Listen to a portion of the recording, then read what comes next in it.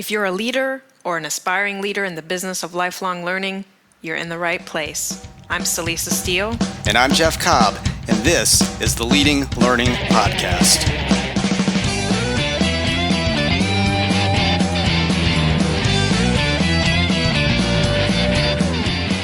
Hello, and welcome to episode 49 of the Leading Learning Podcast. In this episode, we're going to talk with Ralph Gaillard, who is Chief Learning Director at the Illinois CPA Society, as well as a member of the faculty for our upcoming Leading Learning Symposium. So before we turn to talking with Ralph, we do want to say a word about the symposium. This is an event that's designed specifically for senior leaders at organizations in the business of lifelong learning, continuing education, and professional development. And this year, it's going to take place on October 24th and 25th in Baltimore. We've already got a great group coming together for it. And so to find out more about what the symposium is about and to see the great things that last year's attendees had to say about it, visit the event website at symposium.leadinglearning.com. We'd also like to thank Naylor Learning Solutions, powered by Blue Sky eLearn, for being the sponsor for this episode of the Leading Learning Podcast. And you can find out more about Naylor Learning Solutions at naylor.com/learning-solutions. So, Celisa, what did you and Ralph Gaillard cover in your conversation? Well, we covered a couple of things. First, as you mentioned, Ralph is the Chief Learning Director at ICPAS, and so we just talked about what they are doing there at that CPA Society in Illinois. They get a lot of attention for the society being kind of an incubator and with a big focus in the area where they're trying to innovate around things like professional development and continuing education. So we talk about what they have going on there. They have a big portfolio of offerings. And then we also talked about what Ralph has learned at ICPAS and at other organizations where he's served in a learning role, and which translates into what he's going to be speaking about at the symposium, which is really servant leadership and what it takes to really put together and have a cohesive education team. Well, and I do recall, too, that at last year's Leading Learning Symposium, we did the opening exercise where people told stories, compelling stories, and we sort of did a voting process in the end to see how many people connected with which story. And Ralph won that kind of hands down. He had the most people connected to him. He had a fascinating story. He's a fascinating storyteller. He's always an interesting person to talk to, so really looking forward to this interview.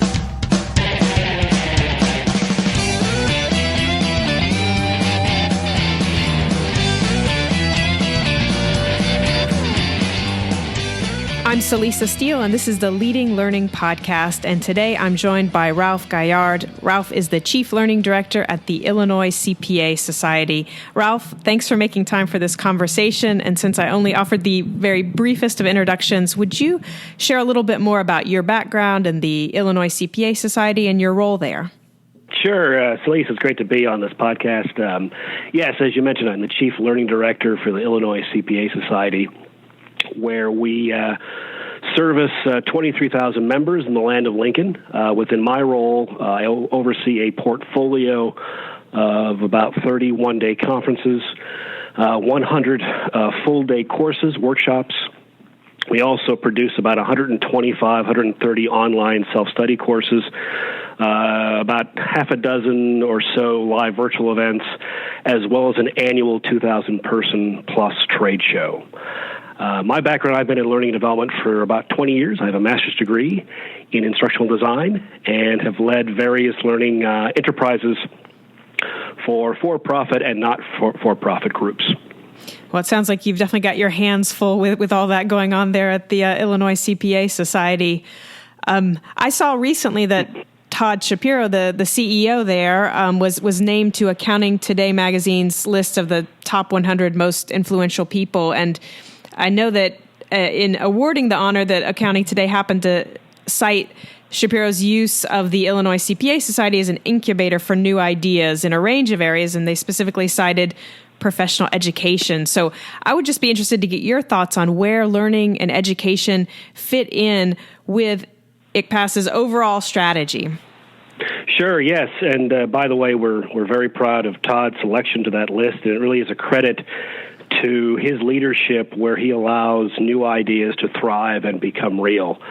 To that point, they say that, state governments or in some ways the incubators for new ideas. And I believe the same is true for state CPA societies. And excuse me, I have a bit of a cold today.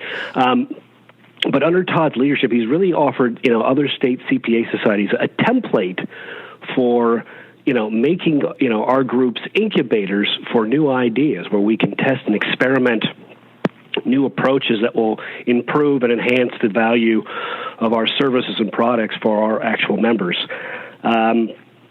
With regard to education, that sort of spirit of innovation that Todd has created has allowed me and my team to create something called the Learner First Strategy. And that strategy is designed for two purposes. One is to, kind of serve as the member's lifelong learning partner, making sure that we're providing that member with the skills and competencies needed to be successful throughout the arc of their actual careers. The other point behind the Learner First Strategy is say, look, if we're going to, offer you these skills and competencies, we're going to make sure that the classroom environment is designed in such a way where, we're going to engage you in the process, engage your brain in that, that fundamental neural activity that's required to retain and take in new skills and knowledge.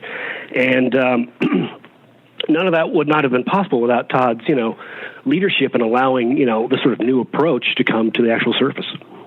Well, that's great. Yeah, it sounds like two great things going on there. One, that sort of freedom or even the push to really innovate and be an incubator. And then second, really having that focus on the learner and what really supports the learner in making those connections. That's great.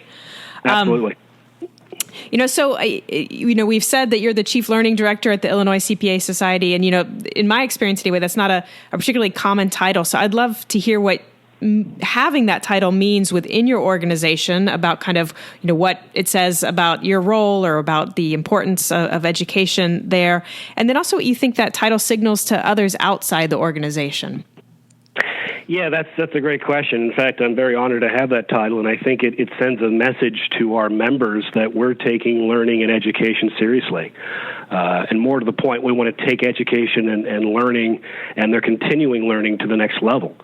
I think it demonstrates that they have somebody like myself whose primary focus isn't so much to make sure that they're getting the CPE hours, which, by full disclosure, I fully, get it. I respect the fact that they have to get those hours, but that can't be the only reason they come to an actual course or conference.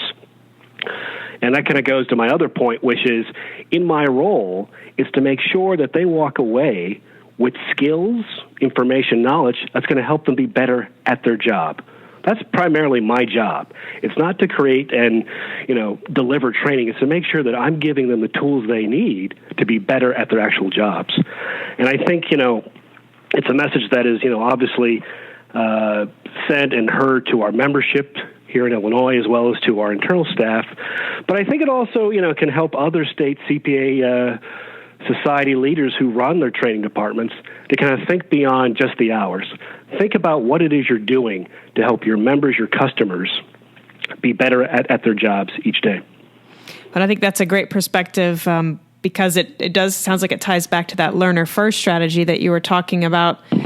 But it also, I think, then takes you into a different realm where you're, if you're really not competing around, hey, we help you just fulfill your requirements, but you're really helping support them in learning. It seems like then that becomes an important differentiator where you're not just kind of one of, replace me with any other option. You're actually really focused on that learning. Absolutely, and you've hit a key word here, the differentiator. We believe that, not so much me, I'm nobody here, I'm being humble, but in terms of our learner-first strategy, it gives us that sort of competitive advantage. Because as you know, especially in the finance and accounting space, there's a whole lot of competition out there. And we feel as if we say, look, we care about you, we care about your career, and we care about helping you succeed by way of training. Perhaps that member or customer who's not a member will look at us twice as opposed to going to that other third-party vendor. Absolutely. Yeah, it makes a lot of sense to me. And so, Ralph, you're going to be facilitating a session at the Leading Learning Symposium that's coming up in October, and you're going to be talking specifically around servant leadership. And so I'd love to have you talk a little bit about in your experience working at the Illinois CPA Society and at other organizations for that matter, what have you learned about what it takes to effectively lead an education team? Thank you for that question. And, it's something that has obviously been on my mind for quite some time. Because if you look at the current environment that we're in, it's something I like to call VUCA. I don't know if you've heard of that acronym. It stands for volatility, uncertainty, complexity, and ambiguity. Aha. And that's the world we live in right now. And it is particularly difficult for learning leaders like myself to kind of make sense of what do you do in this world. And, one of the answers that we've come up with here in Illinois is you have to, going back to your earlier question, become that incubator for new ideas. You have to test and experiment new practices, programs, courses, etc. However, that takes a great deal of work, and I think the rationale behind servant leadership is we spend a whole lot of time talking about how do we disrupt learning. What's sort of the next big hot thing in learning, whether it be MOOCs or nano learning or blended learning, which is all great, but I don't think we spend enough time talking about the people behind the scenes who have to bring about that change, the actual staff members, because it's a lot of work. I'll tell you, the last 3 years at ICPAS, which is the how we pronounce the acronym for the Illinois CPA Society, it's been a lot of work for my staff. I've had to kind of bring them along this journey to not only buy into change, but embrace it and make it a daily part of their actual lives. And servant leadership says essentially one thing. It's not about me as a leader. It's about you, the actual staff member. What am I doing to tap into your talents and make sure those talents are being used to fulfill a larger goal or mission? I think, using that approach has helped me. It's helped the staff to realize also, look, this is a VUCA environment, and we're all in this together. And by creating, by using the tenets of servant leadership, trust, respect, empowerment, it's a lot easier to kind of get through the day, the week, the months in trying to experiment with these brand new ideas and courses and conferences, practices, etc. So, well, that's great, and I think it ties in neatly with this because it sounds like you're talking about the servant leadership and the approach to education there, and so I think it would be interesting to have you tell us a little bit about, for listeners who might be at the symposium, if they are there in the classroom with you, what's your style like? I mean, you mentioned you have a master's in education. I know you're also a graduate of the Second City Training Center improvisation program. And so I'm thinking both those things might influence your approach to facilitation in the classroom, but I'd love to sort of hear you talk a little bit about your style. I was hoping that wasn't going to come up, actually. I'm kind of a minor celebrity, and I'm going to get a whole bunch of emails now from the listeners of this podcast. No, just kidding. I think it kind of ties into how you set up the question. It's not about me. It's about the people in my class.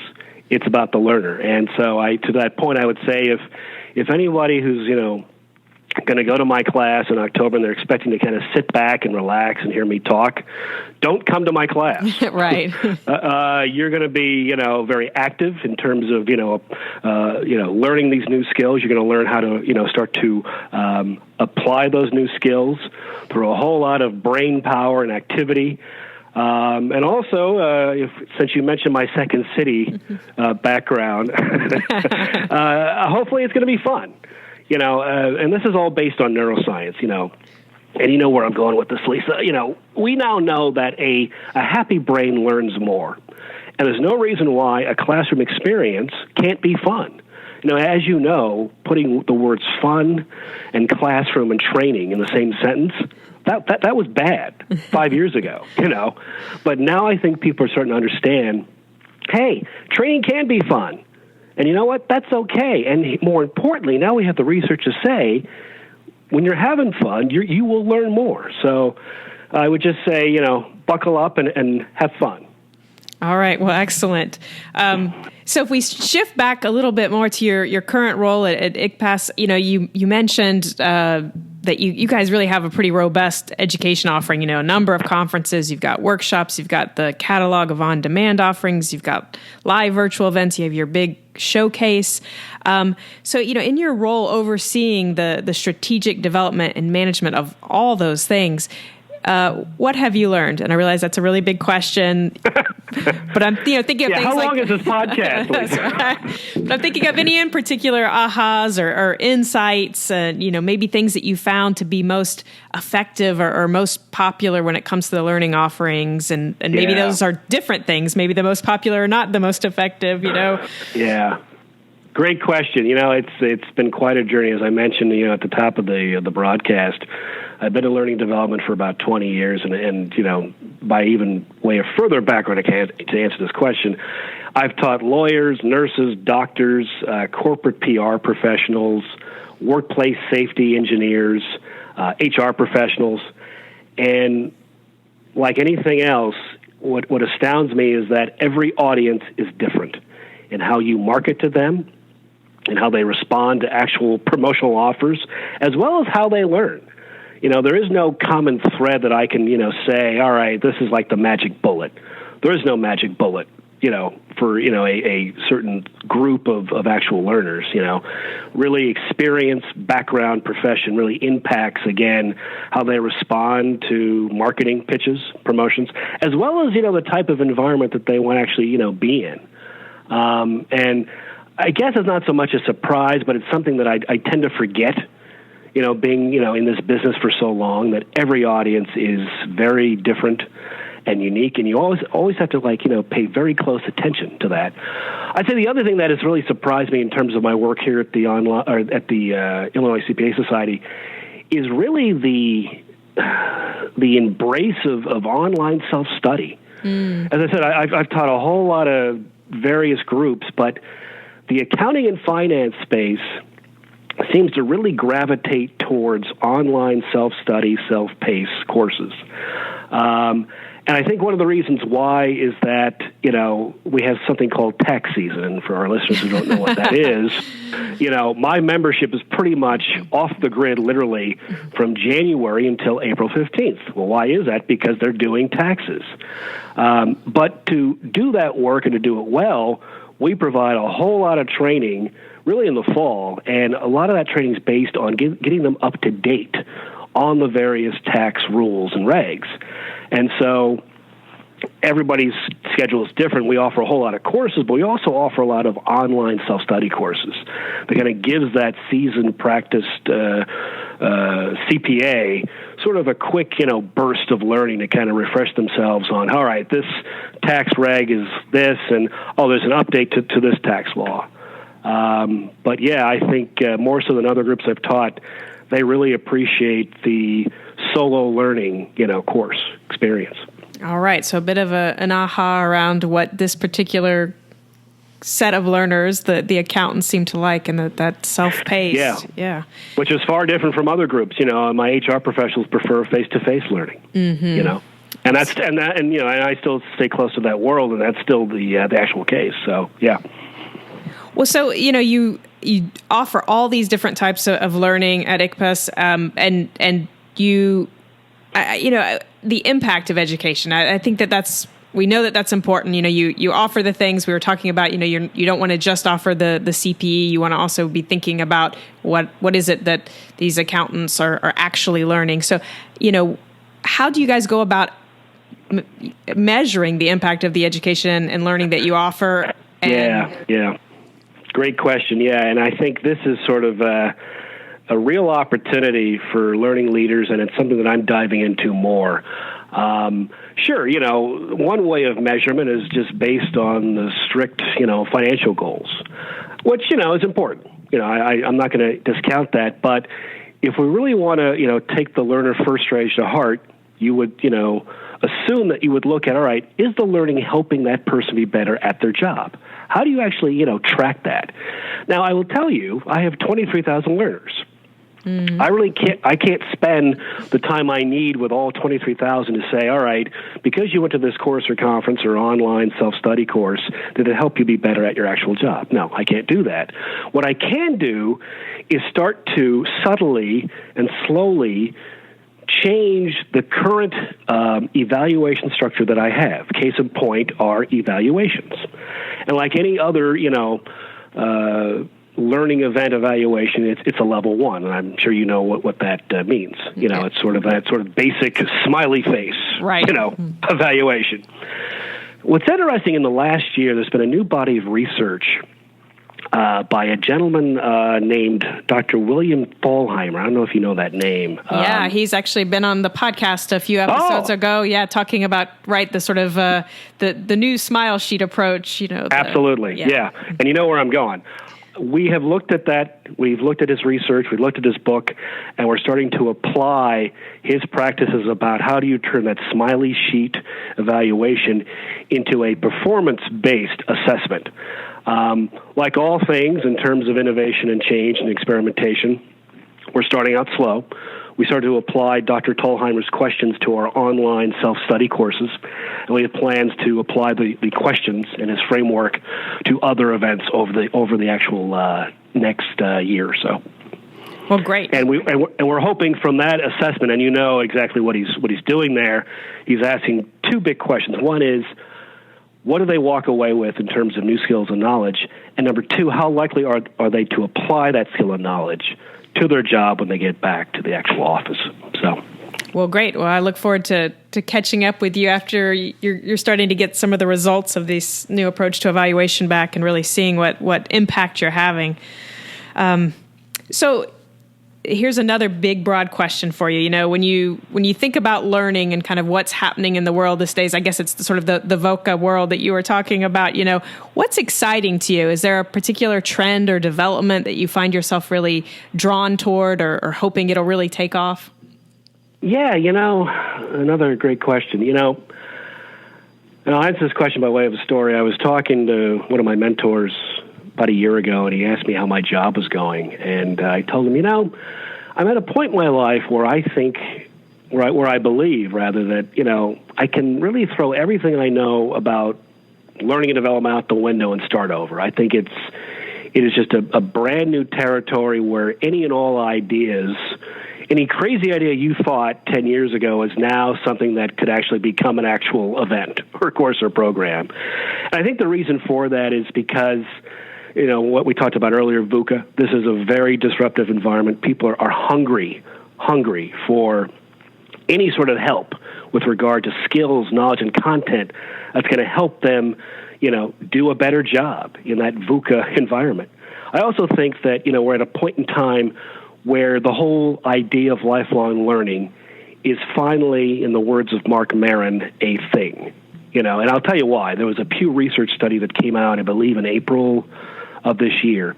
And what just struck me like a thunderbolt is that something like 74% of Americans now view themselves as lifelong learners.